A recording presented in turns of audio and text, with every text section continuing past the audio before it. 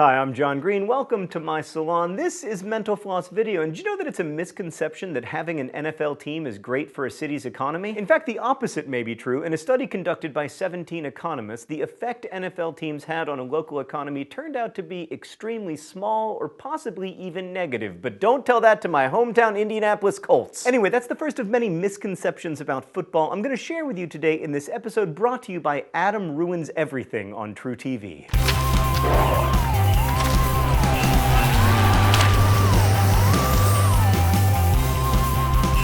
So it's a misconception that icing the kicker is an effective tactic. Like some say that calling a timeout when the opposing team is about to kick a field goal disrupts the kicker's concentration, especially if it's a game-winning or game-tying kick. But according to our old friend statistics, that tactic has zero effect on the kicker's ability to successfully make the field goal. Touchdowns have not always been the key to winning. In fact, in the early years of football, field goals, which were originally worth 5 points each, were a team's bread and butter. In fact, touchdowns were only worth 4 points until 1898 when they were upgraded to 5. And football didn't always pull in big ratings on TV, not even close. Like the first televised football game took place in 1939 on just 500 TV sets in the New York area. The Philadelphia Eagles lost to the Brooklyn Football Dodgers, by the way, further evidence that even if no one's watching, the Eagles will still lose. You've probably heard that a football is oblong, but it isn't, or at least it isn't just oblong. A mathematician would tell you the shape of a football is best described as a prolate spheroid. English people who think that football is, a game played with your foot and a ball often call our football hand egg, but no, it's a prolate spheroid. It's also a misconception that football has always been a passing game. This may come as a shock, but football was originally played with, feet. When the first game of college football took place in 1869, each team had 25 men on the field, and they attempted to advance the ball toward the goal by kicking it or swiping it with their hands or their feet or sometimes their heads. There was no throwing or carrying allowed, so essentially it was the opposite of contemporary football. And it's a myth that cheerleaders have always been primarily women. Prior to World War II, cheerleading was a male-dominated pursuit. In fact, at least one college, Yale, banned women from cheerleading. Oh, Yale. Always at the forefront of progressive thinking. Before the likes of Prince, Britney Spears, and Beyoncé took the stage at the Super Bowl halftime show, they were pretty bad. Like there was a Super Bowl halftime show featuring an Elvis impersonating magician, various college marching bands, also Miss Texas 1973 playing the fiddle. Despite what you may have heard, it is possible for a football team to score 1 point in a game. It's just really hard. Like it hasn't happened in the NFL since 1940. It's called a conversion safety, and it happens when a defensive player knocks the ball loose, sending the ball into the end zone even though neither team had possession.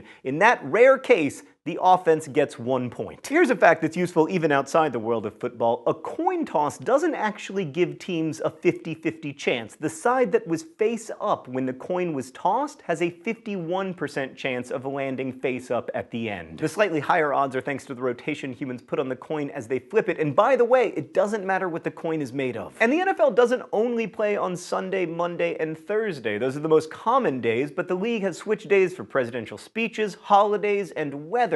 And maybe this year for debates? Another misconception, the NFL supports giving game balls to fans. No, it doesn't. In fact, players who make a fan's day with that nice gesture can actually be penalized. The fine is more than $5,000. Yeah, God knows you wouldn't want to give those people who paid $350 for their seats a football. Every year, the last guy chosen in the NFL draft is known as Mr. Irrelevant, but it turns out he's not always irrelevant. Lots of Mr. Irrelevants have been cut before they can ever play in an NFL game, where they end up spending their entire careers on the bench, but some become success stories, like Marty Moore, the New England Patriot who went on to play in Super Bowl 31. And not only that, he went on to lose Super Bowl 31 to the Packers. And the Super Bowl MVP doesn't always say, "I'm going to Disney World," although MVPs and quarterbacks most often look into the camera post-game to announce their latest vacation plans. Running backs, wide receivers, and even a coach have got in on the act. And the Disney announcement isn't spontaneous. Not even the first time Phil Simms Sims of the New York Giants exclaimed it in 1987. Disney had paid him $75,000 for that endorsement. Worry over players' safety is not a new phenomenon in American football. Like in the early 1900s, concerns about injuries had generated some talk of banning the sport. But at the time, football had a very influential fan named President Teddy Roosevelt, and to help the sport survive, he met with some of the most important men in college sports,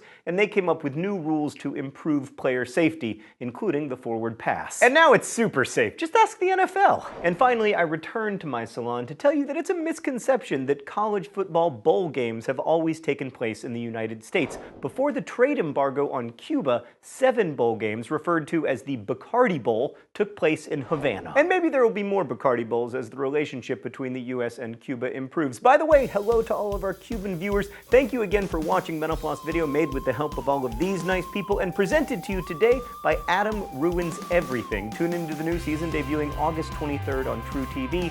And as we say in my hometown, don't forget to be awesome.